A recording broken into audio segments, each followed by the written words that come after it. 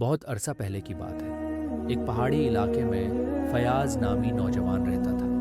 وہ عقل و فہم میں اپنی عمر سے کہیں بڑا دکھائی دیتا تھا۔ لوگوں کے جھگڑے سلجھانا، مشکل کاموں کا حل نکالنا اور ناسمجھوں کو راہ دکھانا اس کا معمول تھا۔ مگر ایک دن اس کے دل میں تجسس نے جنم لیا کہ اس کی عقل واقعی کتنی کارگر ہے۔ کیا وہ اس دنیا کے سب سے چالاک انسانوں کا بھی مقابلہ کر سکتا ہے؟ گاؤں کے بزرگوں سے سنا تھا کہ دوار کہیں جنگلوں کے پار ایک بستی ہے جہاں صرف چالاک اور مکار لوگ بستے ہیں۔ وہ بستی ایک ٹھگوں کی بستی کہلاتی ہے۔ لوگ وہاں جاتے ہیں مگر کبھی واپس نہیں آتے، کیونکہ وہاں ہر کوئی دوسرے کو دھوکہ دینے کے پھر میں استاد ہے۔ فیاض نے فیصلہ کر لیا کہ وہ اس بستی کا رخ کرے گا اور اپنی عقل کے بل پر ان چالاک ٹھگوں سے بچ کر نہ صرف واپس لوٹے گا بلکہ ان کی حقیقت بھی دنیا کو دکھائے گا۔ اگلے دن علی صبح وہ سفر پر روانہ ہوا۔ پہاڑوں، میدانوں اور جنگلوں سے گزرتے ہوئے کئی دن کے تھکا دینے والے سفر کے بعد آخرکار وہ اس پر اسرار بستی کے دروازے پر پہنچ گیا۔ دروازے پر ایک بوڑھا بیٹھا تھا جس کی آنکھیں چمک رہی تھیں اور ہاتھ میں ایک لکڑی تھی۔ اس نے فیاض کو گھورا اور بولا، واپس چلا جا نوجوان، یہ جگہ تیرے جیسے سادہ لوگوں کے لیے نہیں۔ فیاض مسکرایا اور بولا، میں سادہ نہیں، عقل مند ہوں اور آیا ہوں سچ جاننے نہ کہ جھوٹ میں کھونے۔ بوڑھا ہنسا اور دروازہ کھول دیا۔ جیسے ہی فیاض بستی میں داخل ہوا، اس نے فوراً محسوس کیا کہ یہاں کی فضا عام جگہوں سے مختلف ہے۔ لوگ بہت خوش اخلاق اور میٹھے بول بولنے والے تھے۔ ہر کوئی مسکرا رہا تھا جیسے سب مہمان نواز ہوں۔ ایک دکاندار نے فوراً آواز لگائی، ارے مسافر تھکے ہو گے، آؤ کچھ کھا لو، کچھ پی لو، سب مفت ہے۔ آج فیاض نے شکریہ کے ساتھ انکار کیا، مگر دکاندار نے ضد کی۔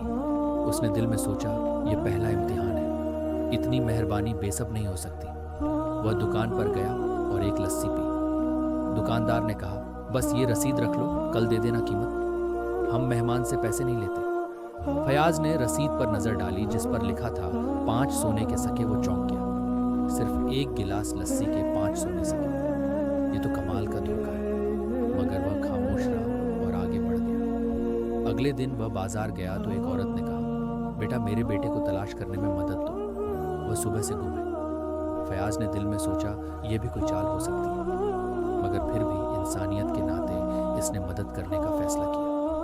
وہ عورت کے ساتھ ایک گلی میں گیا تو وہاں کچھ لوگ کھڑے تھے جنہوں نے کہا، تم نے ہماری بہن کو دھوکہ دیا ہے، اب تمہیں جیل جانا ہوگا۔ فیاض ہنسا اور بولا، ثبوت دکھاؤ، صرف الزام کافی نہیں۔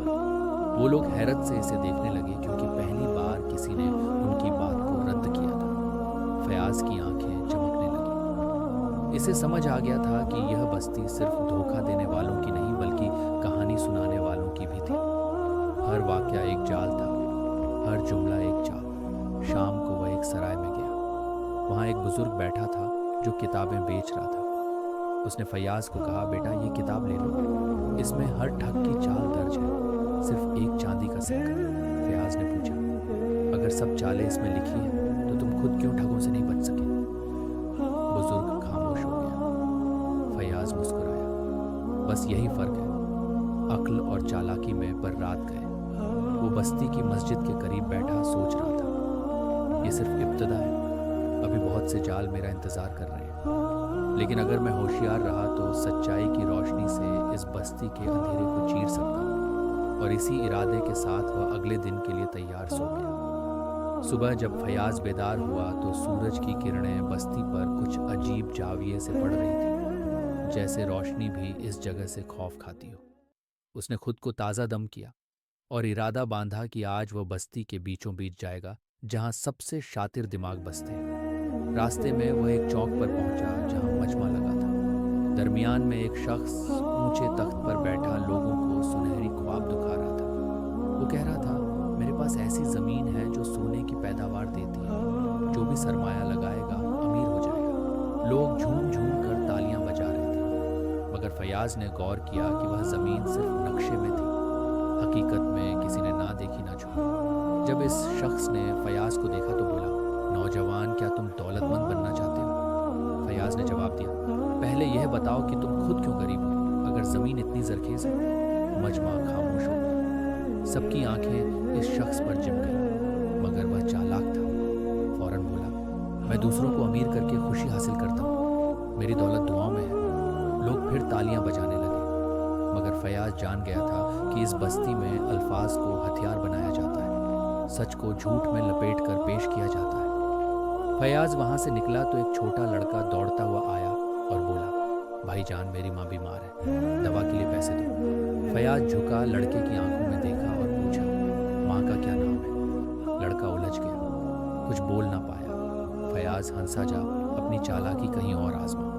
तभी पीछे से एक औरत आई और बोली, कैसा जालिम है, बच्चे को झुठला रहा है। फयाज ने जवाब दिया, जालिम वो है जो माँ की बीमारी का झूठा बहाना बनाकर किसी का भला चाहता है। मजमा इकट्ठा हो गया, मगर इस बार फयाज ने सबके सामने लड़के का इम्तिहान लेकर साबित कर दिया कि वह पेशावर भिखारी था। बस्ती में अब उसकी शोहरत हो चुकी थी। लोग उसे अक्ल वाला मुसाफिर कहने लगे थे। कुछ इससे बचने लगे, कुछ उसे आजमाइश समझकर ललकारने लगे। वह जानता था कि असल खतरा अब शुरू हो रहा है। एक दिन इसे दावत दी गई एक बड़े मकान में, जिसे बस्ती का रईस कहलाता था। वहां पहुंचा तो बड़े कमरे में खुशबुएं फैली थी। कीमती कालीन, रोशन फानूस और चमकते बर्तन सजे थे। रईस ने कहा, मुसाफिर, तुमने हमारे लोगों को आईना दिखाया है। हम चाहते हैं तुम हमारे साथी बन जाओ। हम तुम्हें इज्जत, दौलत और ताकत देंगे। फयाज ने नरमी से कहा, अगर ये सब धोखे की बुनियाद पर है तो मुझे ऐसी इज्जत नहीं चाहिए जो किसी और की सच्चाई छीन कर दी जाए। रईस मुस्कुराया, तुम बहादुर हो, लेकिन हम भी कम नहीं। बस्ती के कानून के मुताबिक जो कोई सरदार की पेशकश रद्द करे, इसे 3 आजमाइशों से गुजरना होता है। अगर तुम फेल हुए तो तुम्हें इसी बस्ती का कैदी बना दिया जाएगा। फयाज ने कहा, कबूल है। अगले दिन पहला इम्तिहान था। अंधेरे में सच को पहचानना। इसे एक कमरे में भेजा गया जहां 5 आदमी बैठे थे। हर एक ने कहा कि वह सच्चा है और बाकी झूठे। फयाज ने सिर्फ आवाज़, सांस की रफ्तार और सवालों के जवाबों से अंदाज़ा लगा लिया कि सच कौन बोल रहा है। उसने सही आदमी को चुना और पहला इम्तिहान पास कर लिया। दूसरा इम्तिहान था लालच का जाल। उसके सामने खजाने के ढेर लगाए गए और कहा गया कि वह सिर्फ एक चीज़ उठा सकता है। अगर नीयत साफ हुई तो कुछ खोएगा नहीं, वरना सब कुछ खो देगा। फयाज ने खजाने को नज़रअंदाज किया और एक पुराना नक्शा उठाया जिस पर बस्ती के असली कानून दर्ज थे। इसका इंतखाब दुरुस्त साबित हुआ। तीसरा इम्तिहान सबसे सख्त था। झूठ को सच बनाना। असच को झूठ से कहा गया कि एक झूठ बोलकर बस्ती के लोगों को कायल करे।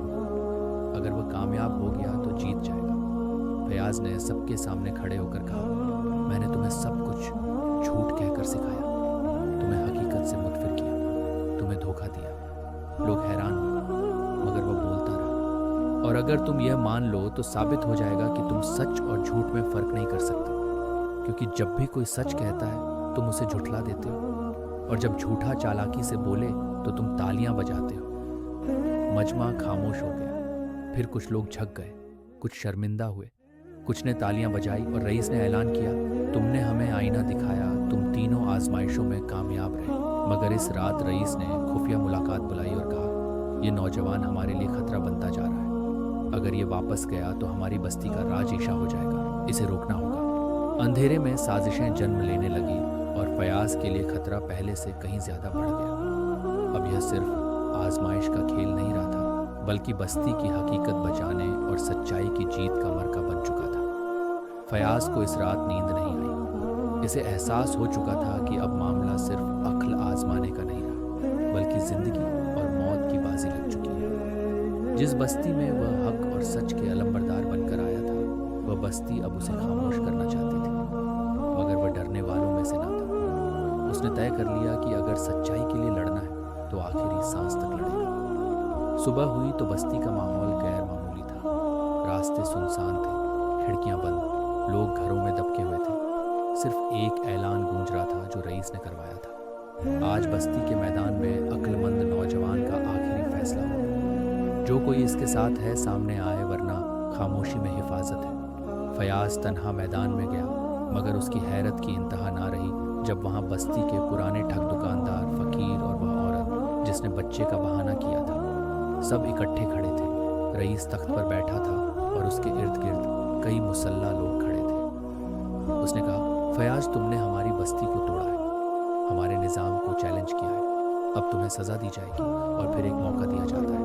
अगर तुम सबके सामने मान लो कि यह बस्ती तुम्हारे जैसी अक्ल के लिए नहीं और तुम अपनी बातों से रुजू कर लो, तो हम तुम्हें माफ़ कर देंगे और इज्जत से रुखसत करेंगे।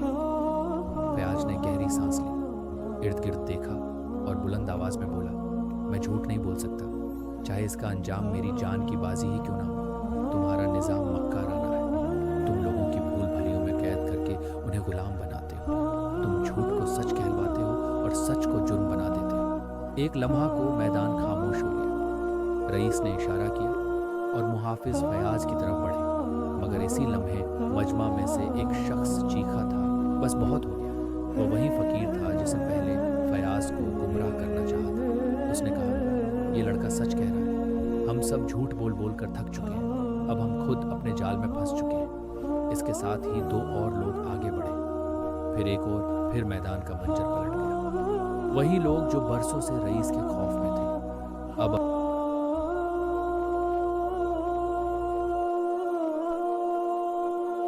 पर बगावत की रोशनी थी। फयाज ने इस मौका को पहचान लिया। वो एक ऊंचे पत्थर पर चढ़ा और कहा, आज का दिन फैसला करेगा कि यह बस्ती झूठ की रहेगी या सच की। अगर तुम सब वाकई बदलना चाहते हो तो आओ एक नया कानून बनाएं, एक नया निज़ाम जिसमें ना कोई ठग हो ना टेगा जाए, जहां अक्ल जुर्म ना हो और सच्चाई कमजोरी ना समझी जाए। लोगों ने नारे बुलंद किए, सच जिंदाबाद, रईस मुर्दाबाद। रईस पीछे हटते हटते अपने महल में बंद हो गया, मगर मजमा ने महल का घेराव कर लिया। बहुत जल्द रईस ने हार मान ली और बस्ती का कंट्रोल लोगों के हवाले करना पड़ा। कुछ ने तजवीज़ दी कि रईस को सज़ा दी जाए, मगर फयाज ने कहा, सज़ा तभी मानी रखती है जब वह इस्लाह लाए।